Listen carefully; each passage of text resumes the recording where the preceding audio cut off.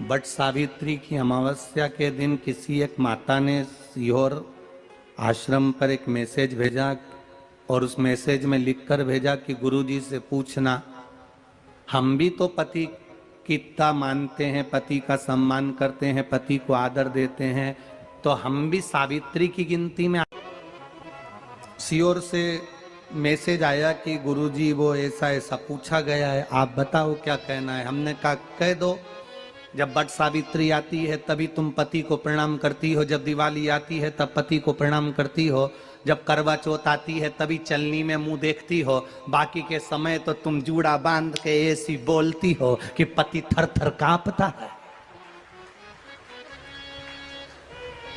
16 श्रृंगार में नारी के हाथ की चूड़ी का कलर अलग हो सकता है, चूड़ी की डिजाइन अलग हो सकती है, चूड़ी अलग हो सकती है, चूड़ी महंगी सस्ती हो सकती है, मंगलसूत्र की कीमत ऊंची नीची हो सकती है, पांव की बिछुड़ी की कीमत ऊंची नीची हो सकती है, कान के कुंडल की कीमत ऊंची नीची हो सकती है। तुम्हारे शरीर पर जितने जितने 16 श्रृंगार हैं उसकी कीमत ऊंची नीची हो सकती है। केवल मंगलसूत्र की डिजाइन बदल सकती है, नाक की लौंग की डिजाइन बदल सकती है, कान के बुंदे की डिजाइन बदल सकती है, हाथ की चूड़ी की डिजाइन बदल सकती है, पांव की पायल की डिजाइन बदल सकती है। केवल नारी के 16 श्रृंगार में एक श्रृंगार ऐसा है जिसकी कीमत जो पहले थी वही कीमत आज तक है और उसकी डिजाइन आज तक नहीं बदली। वो मांग का सिंदूर है, एक जैसी डिजाइन है और एक जैसी कीमत है। सारे श्रृंगार की कीमत अलग, पर मांग में जो सिंदूर डाला जाता है वो एक कीमत का होता है, एक डिजाइन का होता है और एक जैसा होता है, और वो सबसे भारी होता है। सावित्री यमराज से कह रही है मेरे पति को छोड़ दो। यमराज कह रहा है सावित्री तेरा पति मर चुका है, मांग के सिंदूर को पोंछ दे। सावित्री कहती है पूरा श्रृंगार उतार दूंगी पर मांग का सिंदूर नहीं पूछने दूंगी। तब यमराज ने कहा जब तक तू मेरे मांग का अपनी मांग का सिंदूर नहीं उतारती तब तक तू मेरे पास नहीं आ सकती। भगवान यमराज से सावित्री ने कह दिया मैं भी तुझे वचन देती हूं यमराज, मेरी मांग में जब तक सिंदूर है, जैसे सीता ने लाइन, लक्ष्मण जी ने लाइन खींच दी थी और सीता पार नहीं जा सकती थी, मैं भी तुझे वचन देती हूं जब तक नारी की मांग में सिंदूर है तब तक तू उसके पति को उसके सामने लेकर नहीं जा सकता। यह भी मैं तुझे कह देती हूं। यमराज भैंसे पर सवार होकर सत्यवान को लेकर जा रहा था, सावित्री से वचन पर वचन चल रहे थे। पेड़ के पेड़ के नीचे छोड़कर आए। क्या चाहिए तुझको, क्या चाहिए तुझको, क्या दूं मैं तुझको, कुछ मांग ले मुझसे। सावित्री कहती है क्या दोगे आप, मेरे पति के प्राण दे दो बस वापिस, और कुछ नहीं चाहिए। यमराज यमलोक में प्रवेश करने लगा। मांग के सिंदूर में से थोड़ा सा सिंदूर सावित्री ने केवल हाथ में लेकर अपनी बिंदी पर जो लगाया, सत्यवान को लेकर यमराज अंदर नहीं जा पाया। बाहर खड़े होकर कहता है मांग ले, मैं तुझे एक वचन नहीं, तू बोले तो मैं 2 वचन दे देता हूं, तू बोले तो मैं 3 वचन दे देता हूं, तू मांग क्या चाहिए। तब सावित्री ने कहा देना चाहते हो, हाँ। अब यमराज को लगा कि लालच में पड़ गई सावित्री। तब कहा पहला वचन दीजिए, मेरे अंधे सास ससुर के नेत्र वापिस आ जाएं। यमराज ने कहा तथास्तु।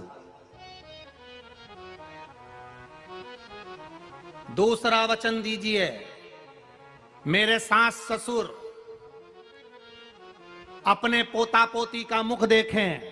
यमराज ने कह दिया तथास्तु।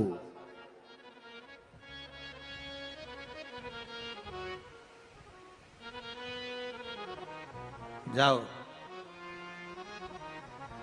यमराज जाने लगे, फिर आग जलने लगी। कहने लगे अब मैं अंदर क्यों नहीं जा पा रहा हूं। सावित्री कहती है तुमने वर दिया है मेरे सास ससुर पोता पोती का मुख देखें, उनके बेटे को तुम ले जाओगे तो पोता पोती कहां से होगा, छोड़कर जाओ। सावित्री है, पति को वापिस लेकर आ गए। तर्जा मुक्ति के लिए सारे वृक्षों में अगर कोई श्रेष्ठ वृक्ष माना गया है तो वो बट का वृक्ष माना गया। महाराज। इसलिए प्रशासनिक कार्य के लिए, मानसिक टेंशन में, परेशानियों में बटकेश्वर महादेव का स्मरण किया जाता है। और यदि निवेदन करूंगा, बहुत ज़्यादा यदि आपको कर्जा हो गया है, बहुत ज़्यादा कर्जा हो गया और वो कर्जा चूक ही नहीं रहा, तो थोड़े दिन बड़ के पेड़ के नीचे आप बटकेश्वर महादेव के लिए 1 लोटा पानी, उसमें थोड़ा सा पिसा हुआ चावल पीस के गला लेना, चावल को, और पीस लेना, पीस के उस पानी में मिला लेना, और मिलाकर उसमें थोड़ी सी हल्दी पिसी हुई डालकर बटकेश्वर महादेव के नाम से बड़ के पेड़ के नीचे अपनी कामना कर कर जो कर्जा हुआ है उस कर्जे का भान देते हुए, स्मरण देते हुए छोड़ दे। महाराज 2 या 3 सोमवार एक ही जगह पर करना, 3 सोमवार बाद वहीं से बड़ के पेड़ की थोड़ी सी जड़ उठा लाना और उस जड़ को कोई धागे में बांधकर या तो अपनी गले में डाल लो या अपनी जेब में पटक लो, उसको थोड़े दिन पटक कर रखना, लगभग 2 से 3 महीना पटक कर रखो।